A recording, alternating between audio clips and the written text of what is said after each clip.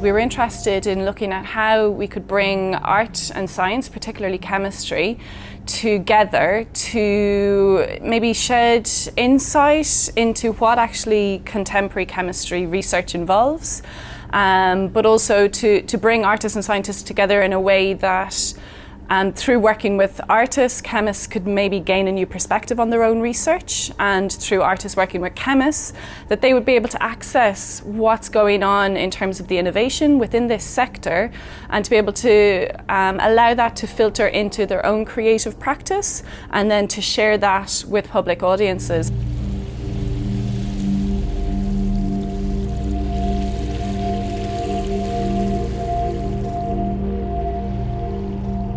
Part of the role of ScotCHEM is the public engagement. The public have a suspicion about science and chemistry in particular. They see chemistry as, they see the negative side of chemistry and don't see the positive side of chemistry. So I think by engaging with the public in this way, in an unexpected way, it gets people to realise that chemistry is creative and is positive.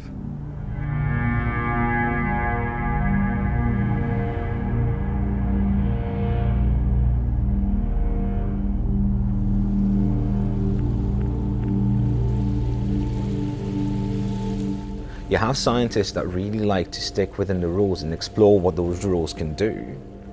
But you also have a lot of researchers that are all about trying to break those rules, but trying to go beyond what we understand are the rules that govern our natural world. And in doing that, there is an artistic process where it is the own interpretation of the scientist which comes to play. And in that way, I see science and artistry as being very, very, very similar indeed.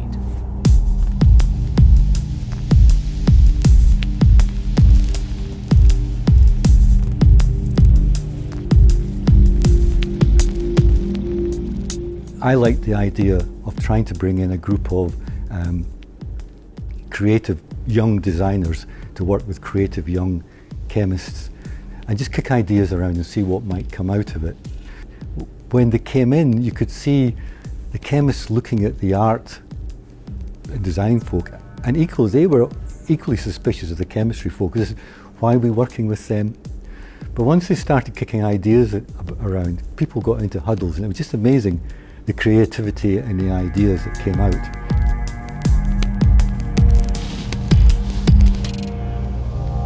There's definitely things I would never have thought of, looked into, or come up with in this context that Honza did. And that brought a very different dimension, and maybe even begins to pose different questions on how one could interact with different audiences going forward.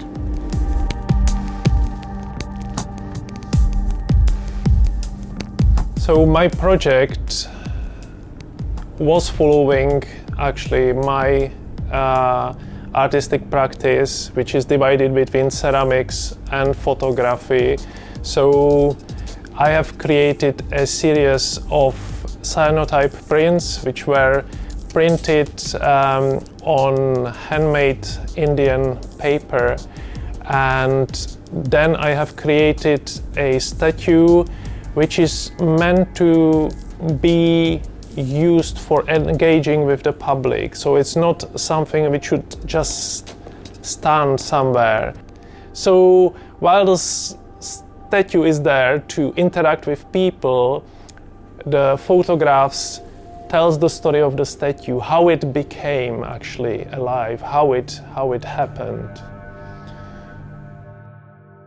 There are hidden layers in this project which actually refer back to the original inspiration, which is catalyzing some reactions. If you think about it in basic terms, there is a reaction and there is a catalyst. In Amanda's actually project, you take some molecule and you insert it inside of the protein.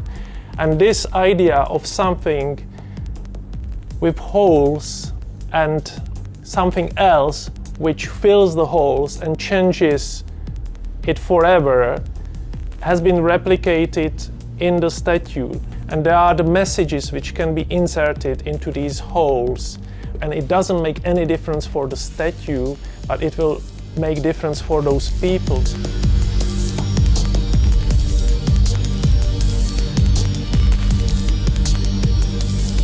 The idea is to use something that the scientists have noticed and draw parallel with our life, and also create a 3D object using that same principle.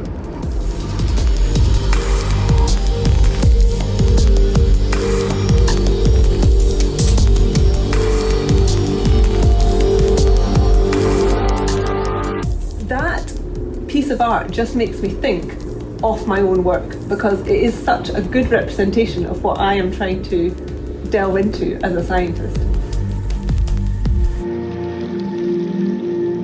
It was all about disorganized molecules in crystals. And it was all about the fact that when you have an imperfection in a system, it looks first as an imperfection, but it makes the system more resilient, and it allows the system more flexibility. But I made the immediate parallel with our society, because society needs a set of people. Some will play the imperfection, or they appear imperfect, but their imperfection makes the whole system better. So I would never have come up with explaining disorder in crystal structures having parallels with those in society, but Romain saw them, and I see that that is completely true actually. We're explaining these tiny differences on a molecular level, but actually that can apply to society as a whole as well. You take a person out of society, what does it do to society as a whole if that person is missing?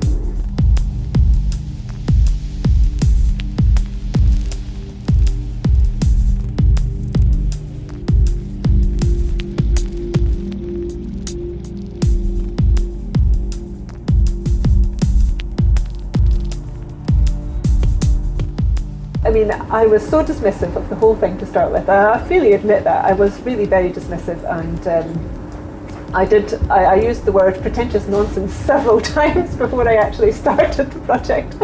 But my mind has been changed, and I really think it's been an important learning experience for me. I hope that Romain has got as much out of the experience as I have.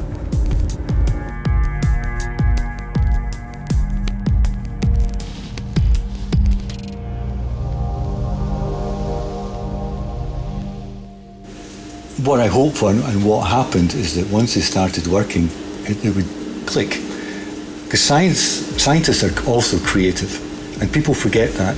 There's a creativity involved in science.